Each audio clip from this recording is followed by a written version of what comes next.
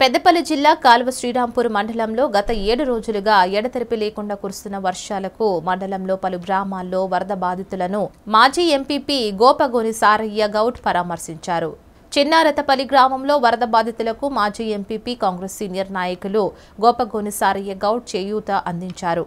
గ్రామంలో కొందరి ఇళ్లు కూలిపోగా మరికొందరి ఇళ్లలో నీరు చేరి నిత్యావసర సరుకులు బట్టలు తడిచిపోగా స్పందించిన మాజీ ఎంపీపీ సారయ్య గౌడ్ గ్రామంలోని 53 మంది కుటుంబాలకు దుప్పట్లతో నిత్యావసర సరుకులు అందజేసి మానవత్వం చాటుకున్నారు. అనంతరం వర్షం వల్ల నష్టపోయిన పత్తి, వరి పంటలను పరిశీలించారు. ఈ సందర్భంగా గోపగోని సారయ్య గౌడ్ మాట్లాడుతూ గతంలో కాంగ్రెస్ పార్టీ అధికారంలో ఉండగా వరద బాధితులకు తక్షణ సాయం కింద నగదుతో పాటు బియ్యం అందించేదన్నారు.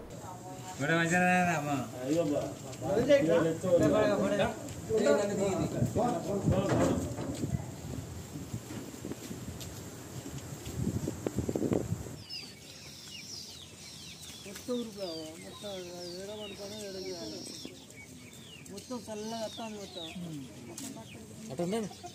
అట్లా అందుకున్నా జావలేదు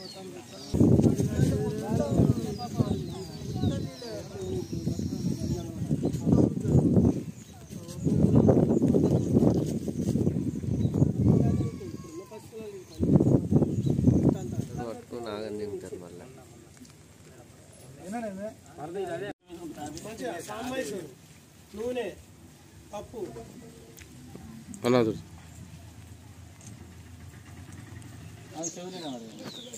తెలుసా సార్ అన్న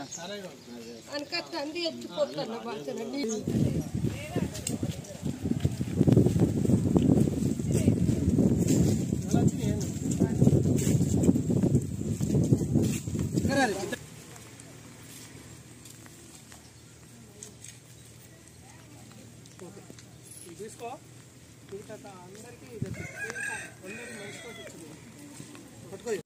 కాల్వ శ్రీరాంపూర్ మండలంలోని చిన్రాత్పల్లి తర్వాత పెగడపల్లి కానీ వివిధ గ్రామాలలో పర్యటించడం జరిగింది.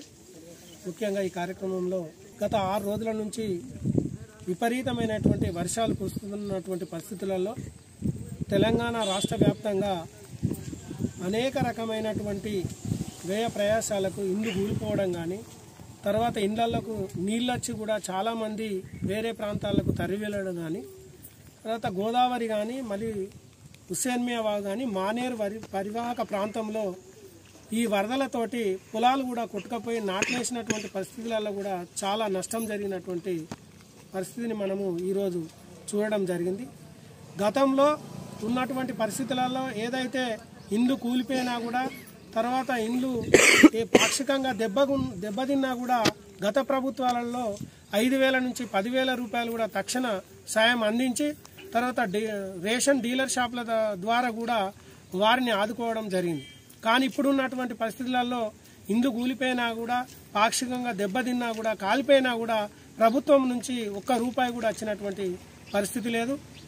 ముఖ్యంగా ఈనాడు గత చాలా రోజుల నుంచి కూడా శ్రీరాంపూర్ మండలంలో అప్పుడు ఇందిరమ్మ కాలంలో ఇచ్చినటువంటి ఎస్సీ కాలనీ ఇండ్లే మనం చూస్తూ ఉన్నాం. డబుల్ బెడ్రూమ్ ఇస్తా అనే ఉద్దేశంతో అన్నటువంటి పరిస్థితుల్లో ఇప్పటి వరకు కూడా ఒక్క ఇండ్లు ఇచ్చినటువంటి దాఖలాలు లేవు. శ్రీరాంపూర్ ఎస్సీ కాలనీ సోదరీమణులు చాలా వరకు బాధపడుతూ ఉన్నటువంటి పరిస్థితి.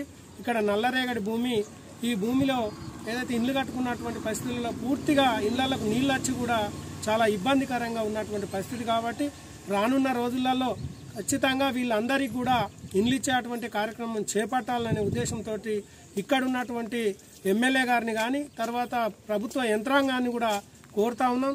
నష్టపోయినటువంటి పత్తి కూడా తర్వాత పొలాలు కూడా నష్టపోయినటువంటి ప్రతి రైతాంగానికి కూడా ఎకరాన 15,000 రూపాయలు తక్షణము అందించాలి, సర్వే చేసి ఇవ్వాలనే ఉద్దేశంతో కోరుతా ఉన్నాం.